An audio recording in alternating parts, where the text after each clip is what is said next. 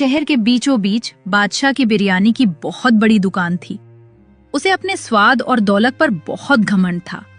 ठीक उसके सामने एक बूढ़ा काका अपनी टूटी हुई ठेली पर दाल चावल बेचता था। ये लाइन सीधी करो, जिसके पास गांधी जी हैं वही आगे आए। चिल्लर वाले खुशबू सूंघे और चलते बने। भाई एक प्लेट जल्दी लगा दो, बहुत भूख लगी है। अरे सबर कर, हम यहाँ शाही खाना बेचते हैं, सामने वाले बुढ़े की तरह उबला पानी नहीं। क्यों बे बुढ़े, आज बोनी हुई या नहीं? मालिक आप बड़े लोग हैं, बड़ा व्यापार है आपका। मैं तो बस गरीब आदमी हूँ। सबकी अपनी अपनी किस्मत और अपनी अपनी भूख होती है मालिक। जिसका पेट आपकी बिरयानी से नहीं भरता वो मेरी दाल रोटी से काम चला लेता है। मुझे यहीं कोने में पड़ा रहने दीजिए। बेटा, अल्लाह के नाम पर कुछ खिला दे। 2 दिन से भूखा हूँ, आते सुख कर कांटा हो गई हैं। तेरे पास तो खाने का पहाड़ लगा है, बस 2 मुट्ठी बिरयानी दे दे। तेरी बहुत बरकत होगी बेटा, बहुत दुआ मिलेगी तुझे। छी छी छी, अरे हटाओ इसे। अबे ओ फकीर, तुझे दिखाई नहीं देता यहाँ वीआईपी लोग खाना खाते हैं? तेरी इन फटे पुराने चीथड़ों से जो बदबू आ रही है ना, उससे मेरे ग्राहकों को उल्टी आ जाएगी। दुआ नहीं चाहिए तेरी, मेरे पास नोटों की गड्डियां हैं। चल निकल यहां से, वरना अभी गरम तेल के छींटे मारूंगा। मत कर इतना गुमान अपनी दौलत पर बादशाह। भूख की कोई जात नहीं होती और वक्त का कोई भरोसा नहीं होता। आज तो एक भूखे को अपने दरवाजे से धक्के मार रहा है। याद रख, कल कुदरत तुझे दाने दाने को मोहताज कर देगी। पेट भरने वाला वही ऊपर वाला है, तू नहीं। अरे वाह, अब ये भिखारी मुझे ज्ञान देगा। छोटू, खड़ा क्या है बे? उठा डंडा और भगा इस पागल को। मेरी दुकान के सामने मनहूसियत फैला रहा है। अरे बाबा संभाल कर, गिरते गिरते बचे आप। इन अमीरों की बातों का बुरा मत मानिए बाबा, इनका दिल इनकी तिजोरी में बंद होता है। आइए यहाँ छाया में बैठिए। भूख, बहुत जोर की भूख लगी है बेटा। ऐसा लग रहा है जान निकल जाएगी। घबराइए मत बाबा, मेरे पास बिरयानी जैसा महंगा खाना तो नहीं है, लेकिन ये दाल चावल है। मैंने अभी अपने दोपहर के खाने के लिए निकाले थे, पर मुझसे ज्यादा जरूरत आपको है। ये लीजिए, पेट भरकर खाइए। पर बेटा, अगर तू मुझे खिला देगा तो खुद क्या खाएगा? तू भी तो कमजोर लग रहा है। कोई बात नहीं बाबा, मैं तो पानी पीकर सो जाऊंगा, पर अतिथि को भूखा नहीं देख सकता। आप खाइए। तेरा दिल तेरी गरीबी से बहुत बड़ा है बेटा। आज तूने अपना निवाला मुझे दिया है।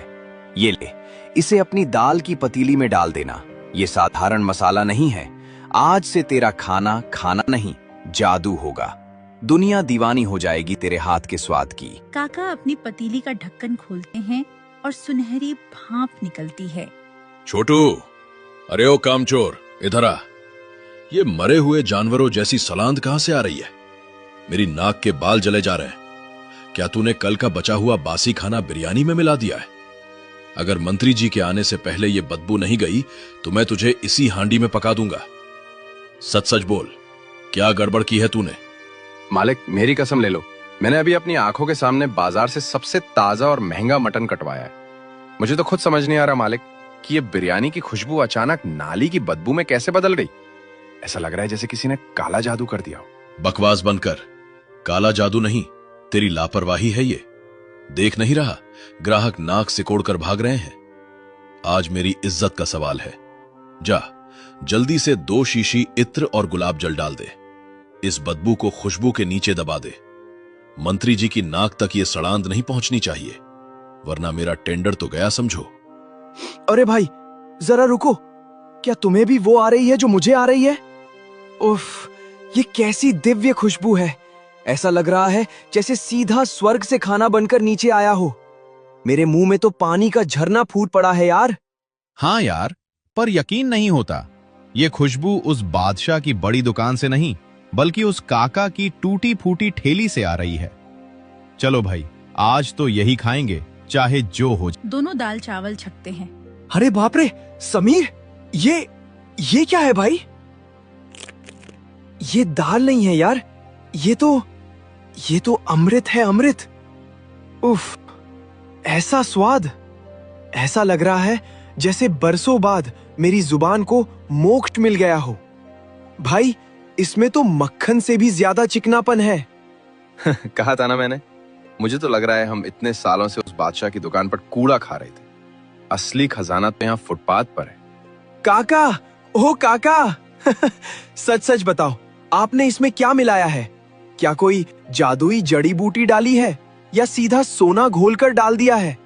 ऐसी दाल तो मैंने अपनी दादी के हाथ की भी नहीं खाई। एक प्लेट और लगाओ काका, नहीं 2 प्लेट और लगाओ। कुछ नहीं बेटा, मैं तो गरीब आदमी हूँ। बस सब्र की दाल है और ईमानदारी का तड़का है। बाकी स्वाद तो उस ऊपर वाले के हाथ में है। सायरन के साथ मंत्री जी की गाड़ी रुकती है।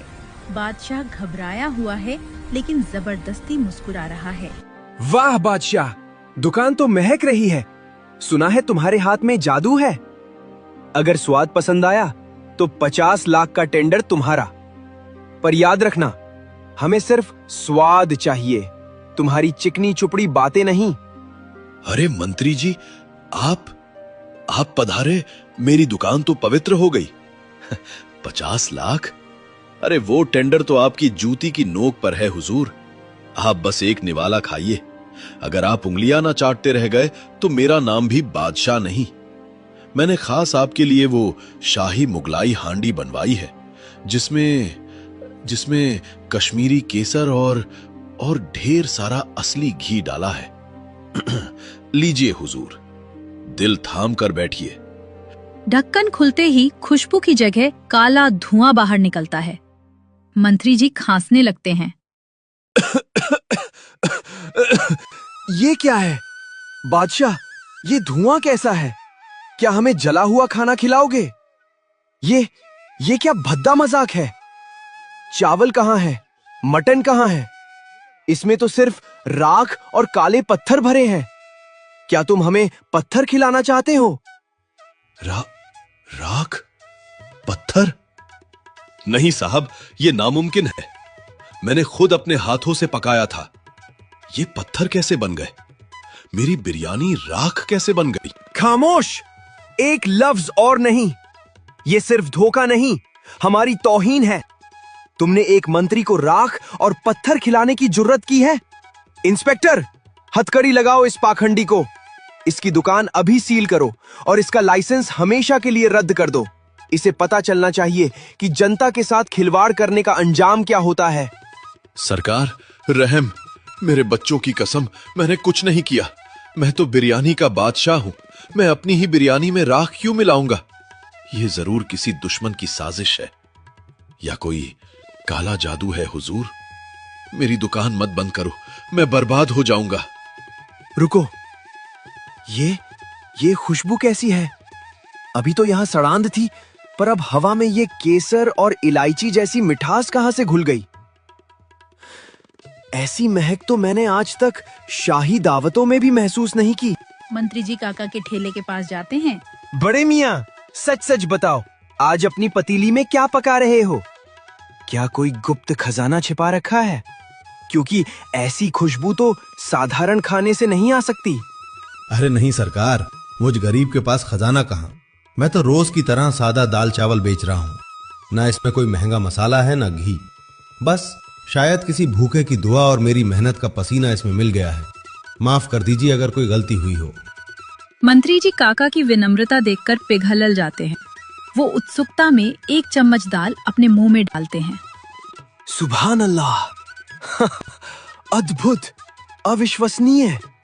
ऐसा स्वाद! ऐसा लग रहा है जैसे बरसों बाद मेरी माँ के हाथ का निवाला खाया हो।